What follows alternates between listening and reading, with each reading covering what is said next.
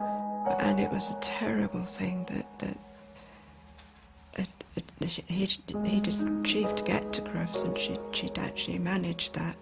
And to think somebody else was there in the ring, parading him round, was very, very hard, because she should have been there.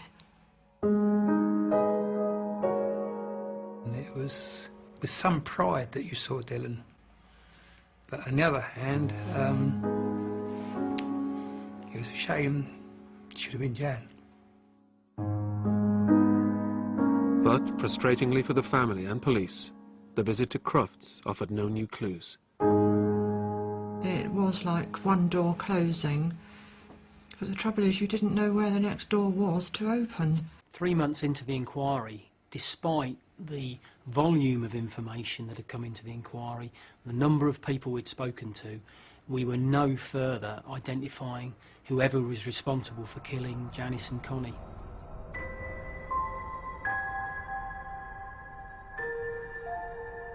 But all that was about to change. The killer's luck was running out.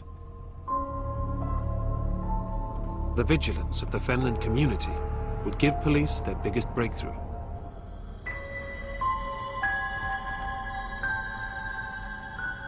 On the days leading up to the discovery of Janice and Connie's bodies, another local couple saw a large saloon car leaving the area of Zeelmeyer, which was their house, along Pingle Road. This early sighting was useful, but more significantly, there was a second witness statement from a local farmer who'd noticed a strange car parked near Janice and Connie's house on the weekend of the murders. In an adjacent farm gateway, he saw the vehicle parked, and he memorised the number, and in fact he recorded it when he got home. This car index number was extremely important because it's the first time in the inquiry we had a piece of information that we could act directly upon. And of course the car was so close to the house. At the time, the two car sightings led nowhere, when initial number plate checks drew a blank, leading police to conclude that the farmer had memorised part of the plate incorrectly. This left them with the daunting task of checking thousands of plates with a similar number. However, 3 months later, the farmer's information would prove crucial, and for D.I. Chapman was the key to cracking the case. I'm looking into the rear of this lorry with the spray coming up, and I'm aware of some headlights coming towards me. And as I watched the headlights, literally out the corner of my eye, I caught the number plate of an approaching car. It appeared on that split second to bear some resemblance to the number of the car that had been seen in Pingle Road at the time of Janice and Constance's death. The following morning I went into work and my colleague jotted down one or two variations of the number, and he did some police national computer checks on those numbers, and he wrote down a series of registered owners, one of which was a Kevin Cottrell.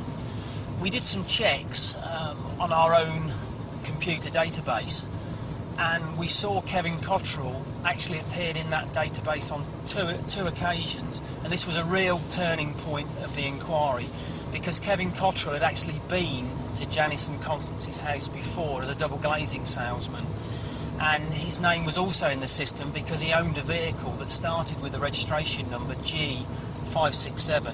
So this was a turning point and a really exciting time.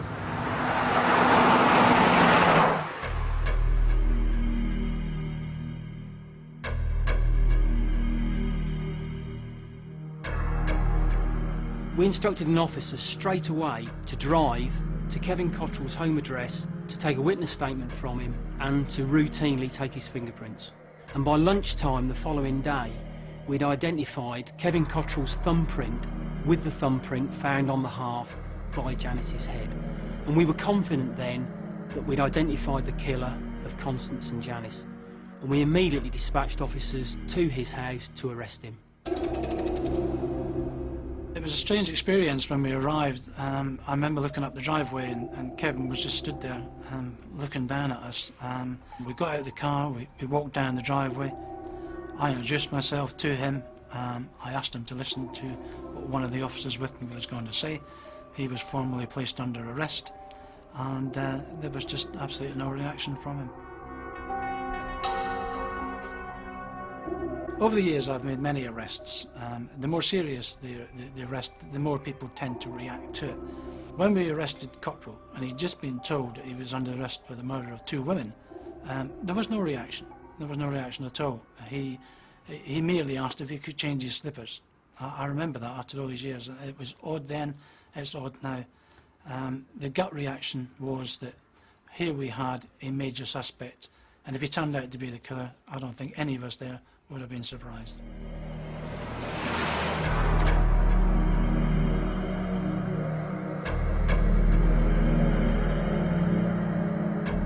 Kevin Cottrell was brought to Kings Lynn police station. 4 days of tough questioning was about to begin. As we got back, you could almost feel his brain spinning at 100 miles an hour as he was thinking to himself, how have they got to where they are? How have they come here? What did I do wrong? You could almost feel it coming up. He was very tense. It was a very tense moment.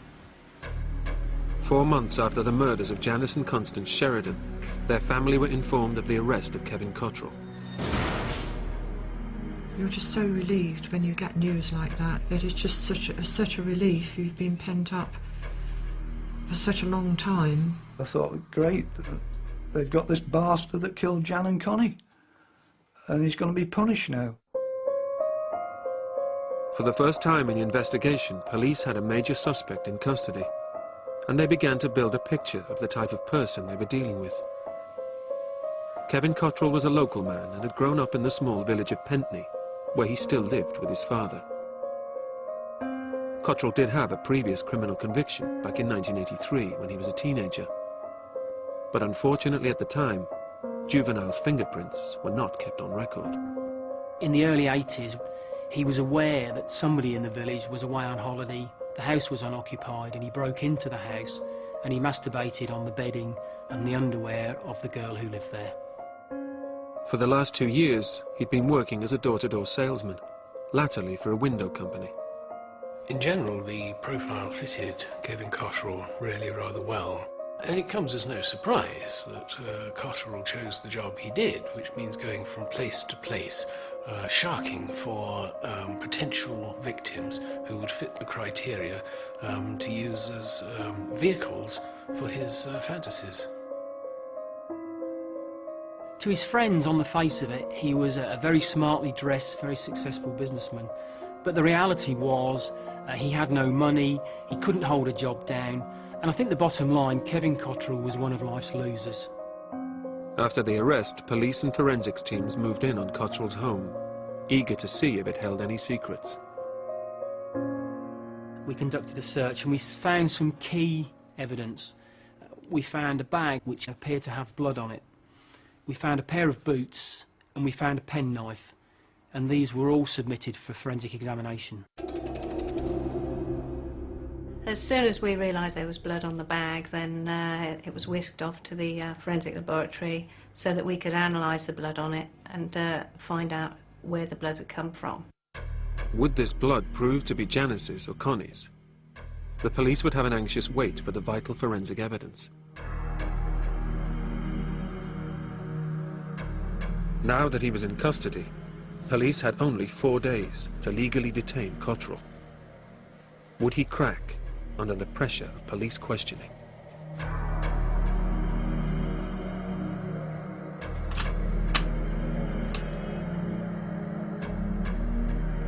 The advice I gave the police was that the perpetrator in interview would be charming, pseudo-charming, would be initially at any rate helpful, would be someone who was concerned and playing all the right cards. He was very laid back, he was very helpful. How can I help you, officer? I have to get home to get my dad's tea on. It was all a matter of very laid back. The nature of the commission of the crime was so well planned, so carefully unfolded, and so calmly enacted that the offender thought that there'd be nothing to connect him sufficiently closely to the mother and daughter, and therefore he thought that he'd got away with it. After 2 days of intensive questioning, Cottrell was still denying ever having been to the house. With no news yet from forensics about the blood,